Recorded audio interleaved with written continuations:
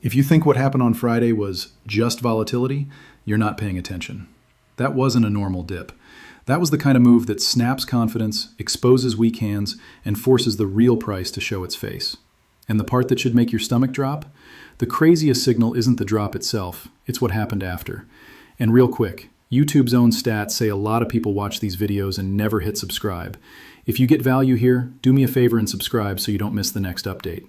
I'm John AG, and today we'll do this in order. Break down Friday without the drama, tour the global physical signals, then pivot to copper, because it's the silent driver that can push the whole commodities complex higher. And yes, there's one comment from a mega wealthy physical buyer that should make every short seller nervous. We're getting to that. Not yet. First, you need the foundation, otherwise you'll miss the punchline. Also, the description has bonus links. There's a premium WhatsApp channel link if you want quick alerts, and there's a channel membership join link if you want to go deeper. Now, let's start with the boring part that most people skip, because it's actually the trap door. January was supposedly a disaster for silver. That's the storyline. You already heard it in 100 places. Silver got crushed, silver is unstable, silver is a casino chip, silver is going back to sleep. Cool narrative, except the math doesn't cooperate. Silver opened the month around 70 and finished the month around 85. That's not a tragedy. That's not a collapse. That's a big, loud, in-your-face gain. And here's the weird part. Even after Friday's chaos, the month still closed green. That single detail matters more than most headlines because it tells you buyers are not vanishing, they're absorbing. And then you get the stat that makes people choke on their coffee. Silver printed one of the ugliest intraday drops we've ever seen. We're talking about a waterfall move, fast enough that most people didn't even get a clean fill. Some analysts described it in probability terms that basically translate to statistically absurd. Whether you love that framing or hate it, the takeaway is the same. It was extreme. But now I want you to lean in, because this is where the story flips. Despite that kind of one-day punch to the face, silver still finished the month up, and it extended a streak that almost never happens, month after month after month of gains. When you string that many green months together, you're not looking at random luck. You're looking at a trend powerful enough to survive a shock. So the question becomes, what kind of market can get slammed that hard and still refuse to roll over? And that question leads to a second, even stranger fact. Zoom out, and silver has been one of the best performing major assets so far, even while people are calling it broken. Think about how backwards that sounds. A market can have a historic intraday dump and still sit near the top of the performance leaderboard. That is not normal. That is tension. Now, I'm going to say something that might annoy a few people. Not every violent move is a secret cabal pushing buttons in a dark room. Sometimes the market does this because leverage gets too crowded, liquidity gets too thin, and everybody tries to run through the same doorway at the same time. Margin calls don't care about your thesis. Dealers hedging options don't care about your feelings. Automated risk systems don't care about your worldview. They just sell what they can, when they must, at whatever price is available. But here's the part that should keep you watching. Whether it was forced liquidation, a positioning squeeze, or an intentional shove, the result is identical. It reveals where the real demand lives. And Friday revealed something loud. Because if the market was truly finished, you would have seen a clean break, a weak bounce, and then silence. Instead, you saw a market that took the hit and still kept the broader structure intact. Now let me add a piece of perspective that people always forget in the moment. A veteran metals investor once reminded audiences that the biggest historic bull runs weren't smooth. In the era everyone loves to romanticize, gold didn't just float upward like a balloon. It got smashed multiple times by roughly a third, sometimes more. And those pullbacks were exactly what shook people out before the next surge. Why does that matter for silver right now? Because silver is basically gold's more caffeinated cousin. When silver is in a real uptrend, it doesn't glide. It lunges. It stumbles. It rips higher. It collapses. It makes you question your sanity. And then, if the fundamentals are real, it keeps going anyway. So if you're watching this and you felt sick on Friday, you're not alone. The question isn't, did it hurt? The question is, did it change the underlying setup? And that's where we move to the next layer, the global spreads. Picture a normal, healthy market. If the price of a commodity is noticeably cheaper in one major city than another, high-speed traders and professional desks jump on it instantly. That's called arbitrage. It's basically the market's immune system. It closes gaps in seconds.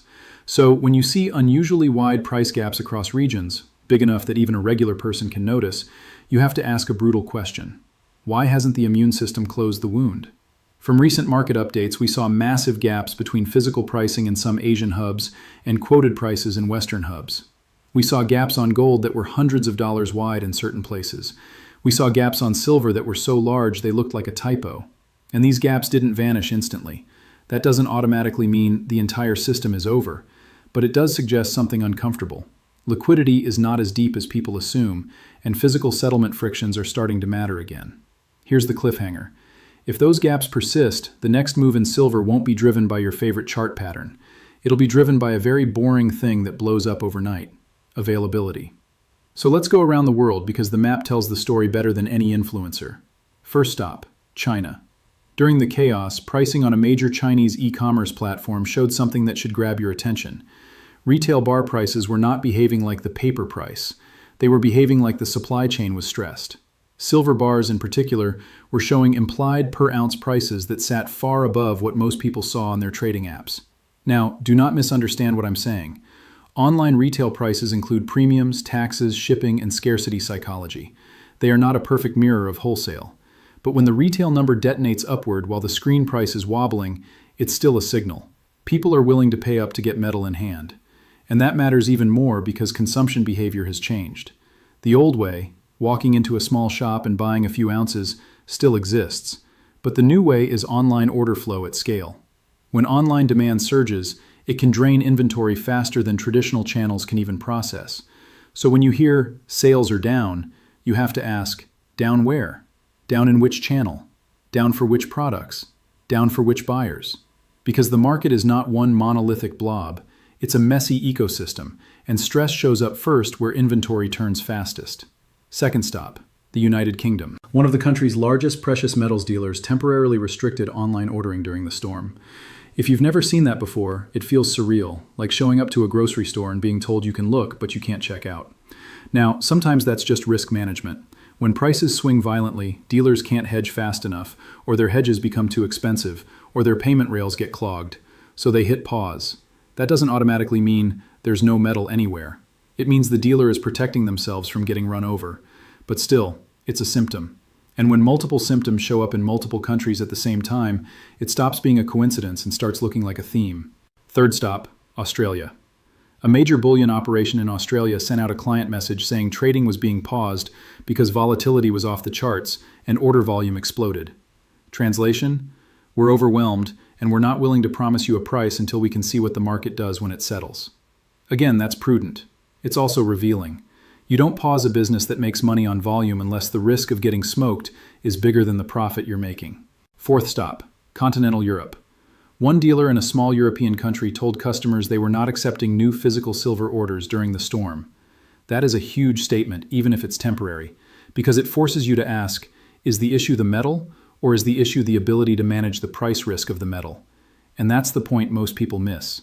In a fast market, the bottleneck is often not, there is zero silver on earth. The bottleneck is hedging, financing, and settlement. When those gears grind, the user experience becomes sold out, and the public doesn't care why. They just learn the same lesson. Access is not guaranteed. Now, here's the part the mainstream crowd will never say out loud. Once people learn access isn't guaranteed, behavior changes. They stop treating metal like a ticker symbol and start treating it like insurance. And insurance demand is sticky. Before we go further, I want to quickly mention the membership because people keep asking me, how do I get more detailed breakdowns without the fluff? We do members-only videos produced by a separate team that goes deeper, checks more data, and builds tighter reports. Those videos are only for premium members, and they're designed for people who want the extra layer without waiting. All right, back to the story. Now we need to talk about the headlines because the headlines are always late and they always pick the wrong emotion. When silver gets hit, the mainstream tone is basically, see, told you, everybody's panicking. They love that framing. They'll talk about people rushing for the exit. They'll make it sound like the entire move-up was a hallucination and reality just returned. But here's what they won't emphasize. A violent drop that still leaves the broader trend intact is not a funeral. It's a stress test. And sometimes the market passes the stress test in a way that sets up the next leg. Now, let's add fresh context that matters. Based on recently published numbers about industrial usage, silver is not just a shiny rock people hoard. A huge portion of demand is industrial. Electronics, electrical systems, medical tech, and especially energy infrastructure. Photovoltaic solar has become a major consumer of silver, and when silver prices spike, It starts showing up in manufacturing costs in a way that companies can't ignore. That creates a weird push and pull. High prices can encourage thrift and substitution over time, but in the short run, it can also trigger frantic procurement because production lines can't just stop and redesign overnight. So demand doesn't vanish cleanly. It shifts, it adapts, and it sometimes accelerates when buyers fear they'll be priced out. And here's another detail that wasn't on most people's radar a couple years ago. Electric vehicles and modern electronics can use meaningfully more silver than older generations of products. Meanwhile, the data center build-out and the hardware race around artificial intelligence are pulling on every conductive material we have. When you stack these trends together, you get a market that can be tight even before investment demand shows up. Now I'm going to put a pin in that because in a second I'm going to connect it directly to what the spreads are whispering. But first, I promised you the big buyer. A well-known wealthy participant in the silver space recently posted that they were prepared to allocate a massive chunk of cash, hundreds of millions, to buy up large quantities of physical old coin silver that's been stuck in the refining pipeline. If you're new, let me translate that into plain English. There's a part of the market that involves older silver coins and scrap. Refiners take that material, process it, and turn it into the kind of high-purity bars that large buyers prefer. When refiners are jammed, or when financing gets tight, or when hedging becomes difficult, that pipeline can clog. So what happens? Local sellers can't move material efficiently, refiners slow down intake, and a weird bottleneck forms, right when demand is getting louder. This wealthy buyer basically said, "Fine, I'll step in, I'll buy the backlog." Now, does that single action guarantee higher prices tomorrow? No. But it tells you something about mindset. The kind of person who can deploy that much money is not doing it because they're bored. They're doing it because they believe the physical market is tighter than the paper market admits. And here's the cliffhanger. If the bottleneck clears because deep pockets absorb it, then the next constraint becomes fresh supply. And fresh supply does not appear on command. Now, I want to be careful here and challenge a popular narrative. Some people are saying Friday's drop had to be a coordinated rescue to save certain players from short positions. Could that be part of it? Maybe. Positioning in metals is complicated, and there are plenty of incentives to shove price around.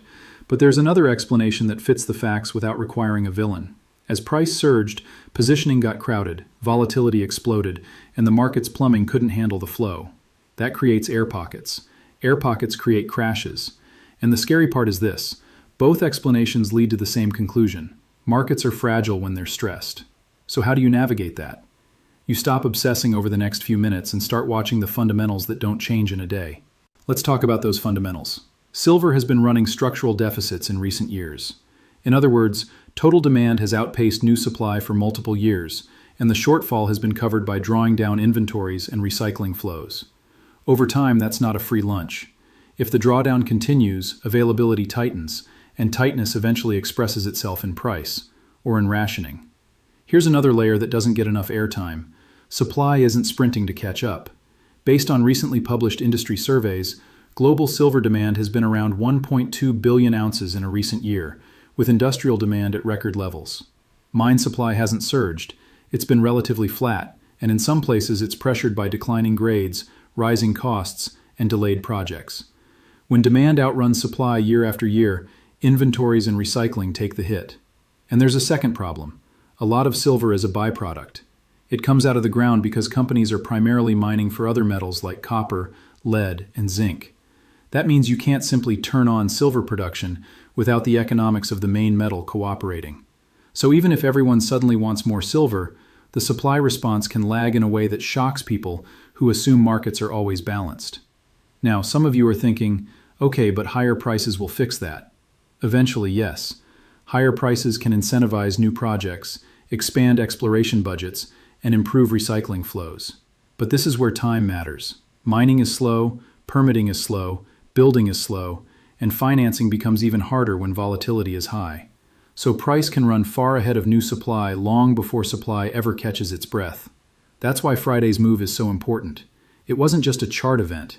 It was a reminder that when this market gets stressed, it doesn't gently rebalance. It whips. And when it whips, it tends to expose the weakest link in the chain. So what's the weakest link right now? In my view, it's not investors losing interest. It's the plumbing, financing, hedging, and the willingness of intermediaries to keep making markets when the risk becomes uncomfortably two-sided. When those intermediaries step back even a little, spreads widen, premiums pop, and price discovery gets messy. And here's the uncomfortable truth. Messy price discovery can actually attract more attention. People notice. They talk. They post screenshots. They tell friends. They start to wonder if the screen price is a suggestion rather than a promise. And that curiosity is gasoline. Now, I'm going to give you a very specific scenario to watch. If we see another sharp dip and the physical market refuses to discount, meaning premiums stay elevated and delivery times stay stretched, that's when you'll know the market is not cooling off. It's consolidating under pressure, and consolidations under pressure often resolve violently. But if we see dips and premiums collapse, dealers widen their buy-sell spreads, and inventory starts piling up, that's the market signaling that demand is stepping back. That's a different story. So don't just watch price, watch behavior. Watch whether buyers show up when it hurts. Watch whether sellers show up when it pops. Watch whether the physical side breathes or keeps tightening. And if you want one more clue that the supply side isn't magically expanding, pay attention to production guidance from major producers. Some large operators have already signaled that they expect lower output in the near term because of mine sequencing, throughput constraints, and project delays. Again, that's not a prophecy. It's just reality. Even the biggest players can't always hit the gas when they want. Now, I'm going to pivot to gold for a minute because silver doesn't move in isolation. Gold has been ripping too, and when gold runs, it drags attention toward hard assets generally. Gold is the bigger, calmer ship. Silver is the smaller, faster boat that can flip in a storm. That's why silver feels insane. It's part monetary, part industrial, and it reacts like both at the worst possible times. From the latest publicly available filings and macro data, one thing is obvious. Governments are still issuing massive amounts of debt, and the interest cost burden is rising. When debt servicing becomes a political problem, the temptation is always the same: financial repression, inflationary policies, or both. That's not a conspiracy. That's history repeating with different outfits. And when purchasing power gets squeezed, capital looks for shelter. Sometimes that shelter is gold, sometimes it's silver, sometimes it's energy, sometimes it's all of it at once. Now, here's where I want you to stay with me, because this is where a lot of commentary goes off the rails. People love to jump from tight market to 500 silver overnight. It makes for a great thumbnail. But the path matters. Price doesn't teleport. It climbs through phases. It shakes out people. It punishes late leverage. It rewards patience and good risk control. So could silver go dramatically higher? Absolutely. The setup is there. The trends are there. The demand backdrop is there. But you don't need to worship a number to understand the opportunity. You need to understand the mechanism. And the mechanism is simple. If physical demand holds and new supply can't ramp fast enough and investors start treating silver like a store of value again, price can overshoot in a way that feels irrational. That overshoot, by the way, is usually when the general public finally shows up. And when the general public shows up, volatility goes from wild to unhinged. Now let me ask you two questions, and I want you to answer them in the comments. First, do you think Friday was a warning sign, or do you think it was a clearing event that sets up the next run? Second, if you had to choose, are you buying dips, holding steady, or stepping back until things calm down? Tell me where you stand and why, because I read the comments and it helps me understand what you're seeing. And here's the friendly reminder I promised. If you're successful, share your success story in the comments so others can stay motivated. All right, now we shift gears to copper. Because while silver is grabbing all the oxygen, copper is the bloodstream of the modern world. You don't build electrification without it. You don't build data centers without it. You don't build grids, charging networks, motors, transformers, or military hardware without it. Copper is everywhere, quietly doing the work. And here's the fresh data that should make you sit up. Recent studies project global copper demand rising sharply into the coming decades, reaching the low 40s in millions of metric tons per year in some forecasts. At the same time, multiple projections point to a potential annual shortfall of more than 10 million metric tons if new mines and recycling don't scale fast enough. That is not a small gap. That is a structural problem. And it gets worse. The average lead time to bring a new mine from discovery to production has stretched dramatically over the past 2 decades, with modern projects often taking close to 2 decades when you include exploration, studies, permitting, financing, and construction. So when people casually say, they'll just mine more, they're ignoring reality. Mining is not a light switch. Meanwhile, ore grades in several major producing regions have been trending lower over time, which means you have to move more rock to get the same amount of metal. That raises costs, increases energy usage, and makes supply less responsive. especially if energy prices rise. Now, if you're wondering why I'm talking about copper in a silver video, here's why. When copper tightens, it signals that the broader commodities complex is under pressure. It also feeds into inflation narratives, manufacturing constraints, and geopolitical competition. And when those forces heat up, precious metals don't just move because of charts. They move because people sense instability. So copper can be the canary, not because it's shiny, but because it's essential. Now, I'm not here to sell you a dream. I'm here to help you see the board clearly. Copper will be volatile too. Forecasts can be delayed by economic slowdowns, and higher prices can pull more recycling and substitution into the system. So I'm not pretending copper is a straight line up, but the high-level signal is hard to ignore. Global electrification, artificial intelligence infrastructure, and defense spending all pull on copper at the same time, and building new supply is slow. That mismatch is real. Now, let's circle back to silver and connect the dots, because this is where people miss the plot. When you see silver ripping, then crashing, while physical channels show strain, it's telling you the market is trying to reprice itself and struggling to do it smoothly. One day doesn't define the future, but one day can reveal fragility. And here's what I think Friday actually did. It forced the market to show its wiring. It exposed hidden leverage, disappearing liquidity, dealer risk controls, and the way physical markets can decouple from screens. And if you combine those exposures with a world where industrial demand is not small, where deficits have been persistent, and where monetary conditions remain shaky, you get a setup that can surprise people on both sides. Meaning, you can get explosive upside, and you can also get gut-check pullbacks that make you question everything. So the real edge isn't predicting the next candle. The edge is being prepared psychologically and structurally for a market that behaves like a wild animal. Now, I want to talk directly to the person who's new and feeling whiplash. If you came into metals because you saw the price going up, welcome. But understand what you bought into. Silver is not a sleepy bond. It's not a slow dividend stock. It's a hybrid market with a thin float, heavy derivatives activity, and a physical supply chain that can get stressed. That's why it moves like this. And historically, big bull markets in metals have included brutal pullbacks. The people who win are not the ones who never feel fear. The people who win are the ones who plan for fear, size positions reasonably, and don't force decisions in the middle of panic. Now, you might be thinking, okay, so what do I do right now? I can't tell you what to do. I'm not in your wallet. I don't know your risk tolerance. I don't know your time horizon. What I can tell you is what I'm watching next, because this is the part that could shock everyone as the week unfolds. I'm watching the regional gaps. I'm watching the availability of common products. I'm watching how quickly dealers fully reopen and whether they keep limits. I'm watching whether physical premiums cool down or stay sticky. I'm watching whether the market stabilizes or whether we get more air pockets. Because if the market stabilizes after a violent flush, that can be the kind of reset that invites the next wave of buyers. But if the gaps widen and the supply chain stays strained, then the screen price becomes less meaningful than the can you actually get it price. And that's when things get weird. Now, I also want to address the idea that industrial demand will get destroyed if silver stays high. Yes, over time, manufacturers can thrift. They can redesign. They can substitute. That is real. But it's not instant, and it's not free. And some applications don't have great substitutes without performance loss. So the key question is timing. How fast can industry adapt compared to how fast the investment narrative heats up? If investment demand spikes faster than substitution can occur, price can overshoot before demand destruction shows up, and that overshoot can be violent. That's not a promise. That's a pattern commodities have shown repeatedly. And here's the final loop I want to close, because it ties everything together. When a market prints a move like Friday, and then you see dealers pausing, and you see regional gaps widening, and you see industrial pull staying strong, and you see deep pockets stepping in to buy physical, you're looking at a market in transition.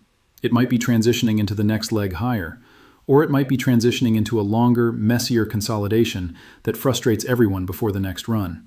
Either way, it's not boring. And if you're here, you probably already know that. Before we wrap, check the description for the premium WhatsApp channel link and the channel membership join link, including the members-only research videos. All right, final thought, and this is the cliffhanger I'll leave you with. Friday might go down as the day silver warned the world that paper price and real price are not the same thing when stress hits. If that's true, then the next move isn't just about charts.